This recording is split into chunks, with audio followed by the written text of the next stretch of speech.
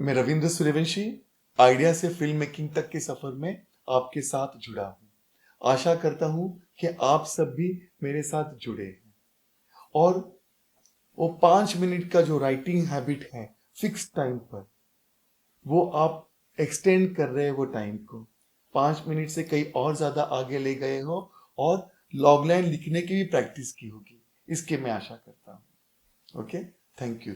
तो आज हम उसी आइडिया को लेके, जो आपके दिमाग में जो एक आइडिया चल रही है उसे, जिसको हमने लॉग लाइन में डालने की कोशिश की थी लास्ट टाइम, तो इसको एक स्टेप और आगे ले जाते या एक अलग तरीके से लिखने की कोशिश करते जिन जिन लोगों को लॉग लाइन लिखने में दिक्कत हुई थी।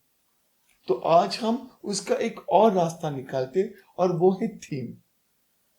जो मैंने आपसे कहा था कि थीम में एक एग्जाम्पल दिया था हमने कि अगर एग्जाम्स ही ना हो तो फिर क्या होगा। बच्चों जो पढ़ाई करते हैं, जो सिर्फ एग्जाम्स में पास होने के, मार्क्स ज्यादा लाने के जो डर से जो पढ़ाई करते हैं, तो क्या फिर वो, अगर वो डर निकल गया उनके यहाँ से, एक रिजल्ट की जो एक बात होती है कि हमको दिखाइए आपका ग्रोथ जो हम रिजल्ट्स में देखते हैं, तो हम उनका नॉलेज नापेंगे कैसे। तो क्या एग्जाम्स जरूरी है या एग्जाम्स जरूरी नहीं है। तो अगर एग्जाम्स हट गई तो फिर क्या होगा। या ऐसे ही तरीके से अगर आपके पास, इसको हम लोग थीम कहते हैं, थीम में एक जनरल बात होती है या एक बहुत गहराई वाली बात होती है जिस पर डिबेट हो सकता है या जिस पर डिस्कशन हो सकता है। तो आपके आइडिया में अगर ये बात भी है और अगर इसको एक प्रॉपरली दो तरफ के एंगल से या एक ही एंगल से क्यों ना हो, अगर हम एक्सप्लेन कर सकते हैं सारे सवालों के जवाब, जो जो सवाल उठेंगे, जिसकी वजह से हमारी कहानी बढ़ेगी। जो एक्सप्लेनेशन होगा वो कहानी ही होगी। एंड फाइनली हम लोग फिर इस नतीजे पे आएंगे कि हाँ, एग्जाम ना हो तब भी चलेगा अगर बच्चे अपनी अपनी जिम्मेदारियां समझे, टीचर्स अगर उनमें वो सारे सब्जेक्ट्स का इंटरेस्ट जगा दे और हर किसी को अच्छी तरह समझ में। I am just giving you an vague example. Please जाके एजुकेशन इंस्टीट्यूट में मेरी कंप्लेंट मत कीजिएगा कि रविंद्र सूर्यवंशी कह रहा है कि एग्जाम मत रखिएगा। भाई रहने दीजिए जो चल रहा है, पर आप अपना एक थॉट ले आइएगा, अपनी थीम लेके आ जाइएगा। थीम के लिए फिल्म की एग्जांपल मैं आपको देना चाहता हूं। एक एक फिल्म है तनु वेड्स मनु रिटर्न्स। बहुत प्यारी स्वीट क्यूट फिल्म। इस फिल्म की थीम यह है कि इंसान जिंदगी में सिर्फ एक ही बार सच्ची मोहब्बत करता है। उस चेहरे से उसे मोहब्बत हो जाती है, उस शख्स से उसे मोहब्बत हो जाती है, और सच्ची मोहब्बत जिंदगी में सिर्फ एक ही बार करता है। और अगर किसी कारण से वो रिश्ता कायम नहीं हो पाया, टूट गया, तो उस इंसान को दोबारा उसी जैसे चेहरे से, मिलते जुलते चेहरे से मोहब्बत हो जाती है, क्योंकि वो उसके दिल में बस गया है, वो चेहरा उसकी आंखों में समा गया है। तो someone, if not exactly the same, same looking, similar looking, हल्का सा आसपास भी हो, तभी इस इंसान का दिल धड़कना शुरू हो जाता है। उसे लगता है कि वो वही है। इट्स बेसिकली वो एक रिप्लेसमेंट ढूंढ रहा है उसी चेहरे जैसा। बहुत रेयरली इंसान को उस स्वभाव से मोहब्बत होती है। It's always the face. Film की कहानी के हिसाब से बता, तो तनु बर्ड्स मनु में भी जब तनु और मनु का रिश्ता टूट जाता है, तो मनु को तनु जैसे ही दिखने वाली लड़की, थोड़े से दांत आगे हैं, थोड़ी सी लाइक एथलीट टाइप की है, नॉट वो फेमिनाइन खूबसूरत सी सजी सवरी घुंघराले बाल वाली, वैसी नहीं है, बट फेस के इसमें काफी सिमिलैरिटीज है। तो उसे, उसके लिए दिल धड़कना शुरू होता है। बट फाइनली वो रियलाइज करता है कि वो सिर्फ तनु का रिप्लेसमेंट ढूंढ रहा था। इश्क तो उसे तनु से ही था।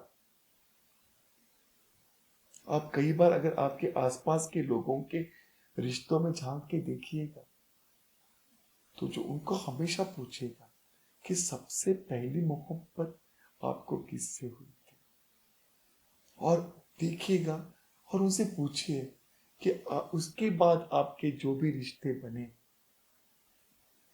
क्या कुछ सिमिलैरिटी फेशियल फीचर्स में, आपको जवाब मिल जाएगा। तो आपके पास जो आइडिया है, इस बार आप जो राइटिंग प्रैक्टिस छोड़ना नहीं है, उसको कंटिन्यू करना है। 5 मिनट्स, 10 मिनट्स, 12 मिनट्स तक जाने दीजिएगा। वो एक मसल के लिए बहुत जरूरी, राइटिंग मसल के लिए। उससे आपके लिखने की आदत बढ़ जाएगी और चीजें एग्जिस्ट करने लगेगी, आपके सामने दिखने लगेगी। दिमाग में बहुत सारी चीजें होती है ना, फिर मुश्किल होता है सबको इकट्ठे करके रखने के लिए। पेपर पे संजो के रख सकते हैं, फिर चाहो तो आप लैपटॉप में, आपके मोबाइल में, जहां पर भी आपको कंफर्टेबल लगे वहां पर आप डाल के रख सकते हैं, उसको सेव करके रख सकते हैं। तो आप क्या करोगे, लिखने के प्रैक्टिस के साथ साथ आपके अंदर जो आइडिया है लिखने की, जिसपे आपको फिल्म की कहानी लिखनी है, उसमें देखिएगा कि वो किस थीम में बैठता है, उसके ऊपर एक थीम बना दीजिएगा। क्योंकि ये पता है क्यों होता है ये सारी चीजें, ताकि आपका फोकस्ड ना हटे, फोकस्ड ना हटे आपका। अगर आपकी लॉग लाइन क्लियर है, जैसे लास्ट टाइम मैंने आपको एग्जांपल दिया था कि ठाकुर को गब्बर चाहिए, इसके दोनों हाथ नहीं है, तो अगर कोई भी उसको मदद करता है ठाकुर को उसके कदमों में लाने के लिए, लेकर आने के लिए, तब भी फाइनली ठाकुर ही मारेगा। तो फिर हम भटकते नहीं। वैसे ही थीम कि इंसान को एक ही बार सच्ची मोहब्बत होती है, और अगर वो रिश्ता कायम नहीं हो पाया तो उसी जैसे किसी सिमिलर दिखने वाले चेहरे से मोहब्बत हो जाती है। तो हम ये, जब हमारी थीम अगर क्लियर है, थीम अगर फिक्स्ड है हमारी, तो हम भटकेंगे नहीं।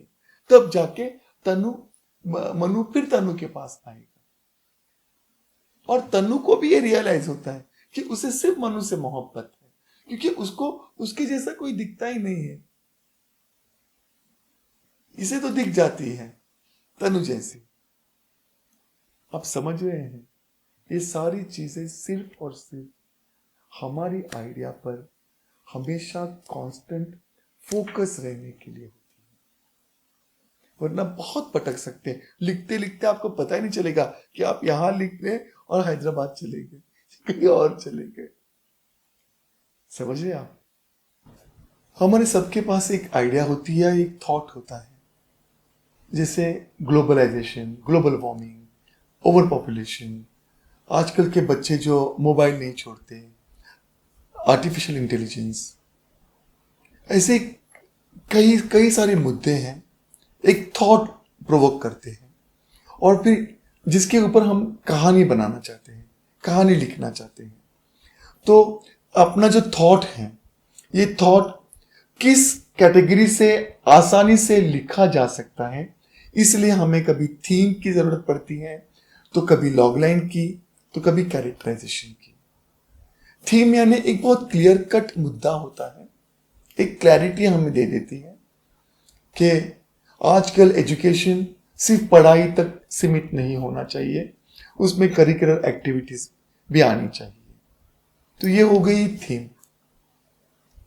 जब हम लॉगलाइन की बात करते हैं तो उसमें एक हीरो, विलन और वांट क्लियर कट नजर आता है कि किसी को कुछ चाहिए और कोई रोक रहा है।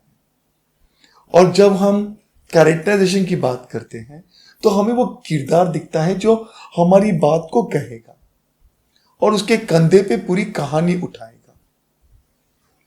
फिर जब हम इस कैटेगरी में डिवाइड करते हैं तो बहुत आसान होता है, ताकि हम आखिर तक अपनी बात पर, अपनी आइडिया पर डटे रहें, भटके नहीं।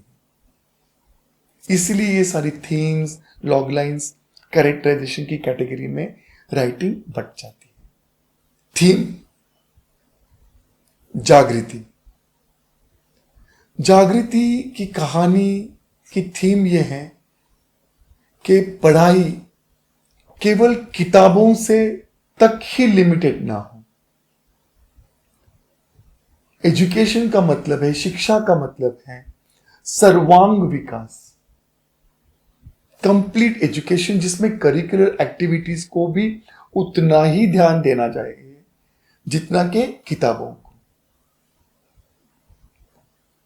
जागृति की जो थीम है उसमें अगर कोई बच्चा शरारती है तो इसका मतलब है कि उसके पास बहुत आइडियाज है, वो बहुत दिमाग लगाता है, उसका दिमाग तेज है कि कैसे नई नई आइडियाज से वो शरारत करता है, कैसे हर बार अलग अलग आइडियाज ले आता है तंग करने के। तो इसका मतलब है कि उसका दिमाग बहुत तेज है, आम एवरेज स्टूडेंट से ज्यादा तेज है। तो फिर उसको पढ़ाई में उसके इतने ही मार्क्स आते हैं, उस लेवल पे कंपेयर ना किया जाए। मैं समझता हूं इस रिजल्ट के लिए लड़के नहीं, हम मास्टर ही जिम्मेदार हैं। एक बहुत ही स्ट्रॉन्ग कैरेक्टर के सहारे अगर हम पढ़ाई को भी खेलकूद की तरह दिलचस्प और आसान बना दें तो लड़के बड़े शौक से पढ़ने लगेंगे। इस फिल्म की थीम को बहुत ब्यूटीफुली पोर्ट्रे किया गया है कि एजुकेशन इज कंप्लीट एजुकेशन। मैं रविंद्र सूर्यवंशी आपके साथ जुड़ा हूं आइडिया से फिल्म मेकिंग तक के सफर में। और अगर आपको जो भी प्रॉब्लम्स आए आप कमेंट सेक्शन में जरूर लिखिएगा। मेरा जितना भी नॉलेज है राइटिंग के बारे में, फिल्म मेकिंग के बारे में, मैं पूरी कोशिश करूंगा आपके सवालों के जवाब देने की। तो मुझसे जुड़े जरूर रहिएगा। तब तक के लिए थैंक यू, धन्यवाद।